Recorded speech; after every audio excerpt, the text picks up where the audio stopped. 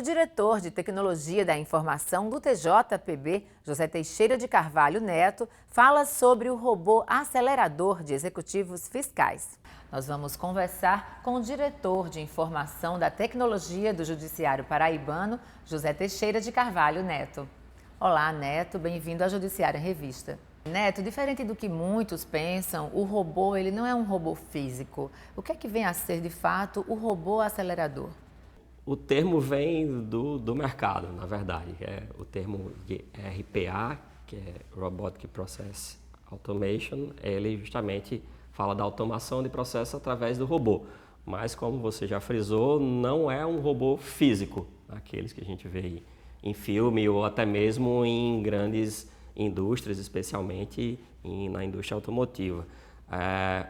Nada mais é do que um software, um sistema de computador que foi programado para executar um conjunto X de passos de forma automatizada. O único papel do ser humano nessa interação com o robô é sua inicialização. É alguém para dar um comando e dizer comece a trabalhar. A partir desse momento, ele executa de forma repetitiva aquele conjunto de tarefas para o qual foi programado e para o qual há a intenção de que ele trabalhe, de que ele atue. Todo o judiciário nacional, na verdade, está numa onda de inovação, especialmente de soluções voltadas para a inteligência artificial, a automação de processos, predição de resultados, dentre outras coisas. Então, a gente, após uma pesquisa mesmo de campo, acabou optando por começar a nossa primeira empreitada de inovação na implementação de um robô, né, um robô de automatização de processos. E aí, pesquisando as nossas várias competências judiciais, a gente acabou verificando que havia uma demanda muito marcante nas varas de executivos fiscais, extensível também às varas de fazenda. São grandes acervos que dependem de um trabalho extremamente repetitivo e que tem um alto grau de congestionamento em relação às estatísticas do Poder Judiciário. Então, olhando para esse foco, a gente começou a tratar da implementação do robô, né, como forma justamente de dar vazão a esses processos, a esse acervo, a esse grande acervo de processos dessas varas. E aí, naturalmente, se optou pelas duas maiores varas de executivos fiscais, que são as duas varas da capital. Então, o trabalho começou sendo feito tanto pela TI quanto com total apoio e colaboração dos servidores e magistrados dessas varas que nos apoiaram para entender os caminhos, entender os gargalos, entender as alternativas que poderiam ser implementadas. E como se deu essa iniciativa de instalação do robô? Bom, o robô, neste momento, nessa primeira versão, vamos chamar assim, ele vai atuar em dois pontos específicos. Um que é na expedição das cartas de citação, ou seja, aquele momento em que o devedor dos executivos fiscais ele vai ser comunicado do seu débito e direcionado ao pagamento desse débito para a regularização da sua situação perante a Prefeitura ou o Estado, a Prefeitura do município de João Pessoa ou o Estado. Então, o robô vai acelerar justamente a expedição dessas cartas de citação no primeiro momento. E um segundo ponto é o retorno desse envio dessas cartas de citações é justamente o aviso de recebimento dos Correios, um aviso de recebimento normal que precisa ser juntado ao processo.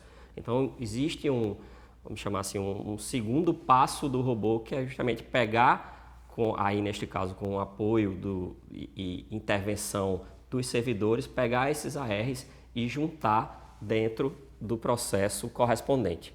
Então, o robô, da forma com que foi construído nessa primeira versão, apoiaria as unidades justamente nesses dois passos. E quais são, Neto, as principais atribuições do robô de executivos fiscais?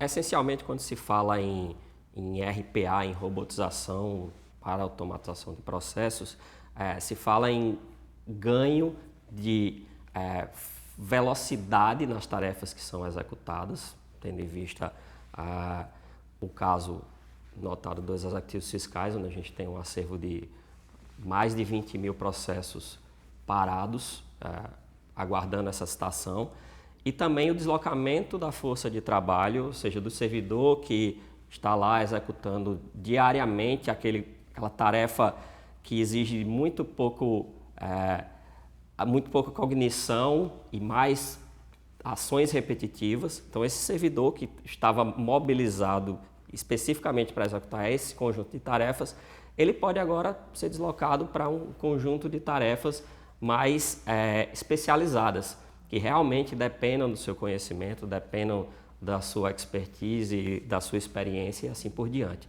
Então, o tribunal ganha tanto na aceleração propriamente dita do processo, como também no deslocamento da sua força de trabalho para tarefas mais relevantes. Neto, como é que o robô ele deve otimizar a produtividade do judiciário?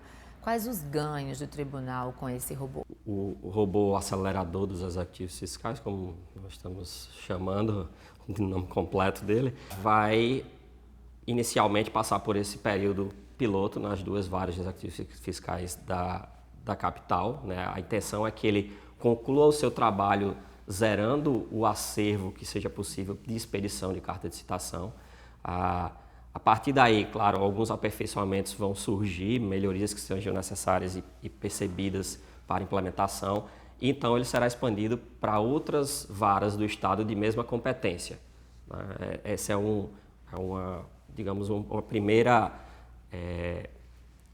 intenção em relação ao robô. No segundo passo, novas funcionalidades serão incorporadas, por exemplo, a juntada do AR, que já está incorporada a ele, hoje ainda depende de algum tipo de intervenção manual do servidor no meio do processo. A ideia é que, a partir dessas cartas de citações que foram expedidas pelo próprio robô, ele mesmo se encarregue de obter o resultado através dos correios, se a correspondência foi entregue com sucesso ou não, e o AR ser então juntado por eles praticamente sem qualquer intervenção do servidor.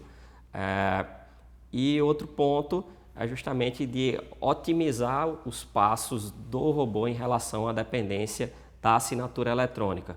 Hoje ainda é necessário que na máquina da onde o robô está sendo executado exista um token com assinatura eletrônica para que seja utilizado. Uma das intenções mais à frente é que ele não dependa mais desse token, ele já por si só possa assinar aquelas peças que estão sendo geradas. Maravilha, Neto. Quais seriam os projetos com este robô ou mesmo com outros robôs nos próximos tempos aqui no Judiciário? A partir do momento que se divulgou a implantação dessa primeira solução de robotização, vários outros magistrados de competências distintas ou diretores, gerentes, assessores das áreas administrativas começaram a procurar a Diretoria de Tecnologia da Informação com pedidos e sugestões de robôs. Então, a intenção é que a gente comece a fazer um levantamento, uma pesquisa mesmo junto às áreas para encontrar processos que sejam potencialmente robotizáveis, né? Esses processos eles precisam cumprir um conjunto X de características para a gente poder dizer se vale a pena robotizá-lo ou não. Então, esse é um trabalho de levantamento que eu imagino que a gente vai realizar ainda no decorrer desse mês de janeiro e fevereiro, para então poder priorizar junto ao Comitê de Governança quais soluções serão efetivamente implementadas. Quais os projetos futuros, quais as próximas prioridades envolvendo o Comitê de Governança de TI? Na última reunião ordinária do comitê, que a gente realizou na última semana antes do recesso, no ano passado, a gente apresentou os resultados desse ano e já colocou em pauta o plano, que a gente chama de Plano Diretor de Tecnologia da Informação para o ano de 2020 e também 2021. Então, destacadamente, o que ficou priorizado como projeto ou ação para execução esse ano, os principais, seria a implantação da versão do PJE com processo criminal, né, que hoje o processo criminal, a Justiça Comum ainda tramita fisicamente. Então, a intenção é implantar a versão do PJE que suporte o processo criminal eletrônico. A gente tem também algumas demandas de implantação de soluções de inteligência artificial, uma que já teve os seus trabalhos iniciados diz respeito à questão das custas judiciais, ao tratamento do pedido de gratuidade das custas judiciais. Outras demandas de cunho mais de infraestrutura, como a expansão das redes Wi-Fi nos fóruns do Estado. Hoje, basicamente, as redes Wi-Fi funcionam aqui na sede e nos fóruns maiores da capital. Também temos um projeto de implementação de uma solução unificada de correção, inspeção e auditoria para a corregedoria.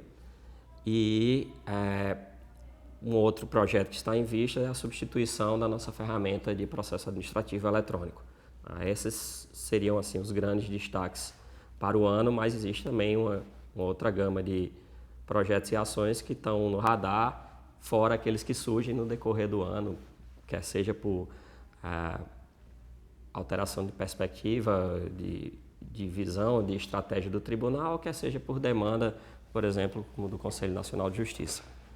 Neto, muito obrigada pela tua participação, esclareceu muito esse assunto sobre o robô, que na verdade aqui no nosso Tribunal de Justiça da Paraíba é um projeto pioneiro, né? Muito obrigada pela tua presença. Nós que agradecemos, em nome da Adtec, Dani, pelo espaço disponibilizado.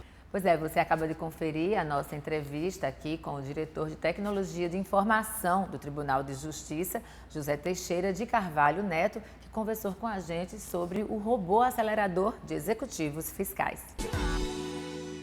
Voltamos daqui a pouco.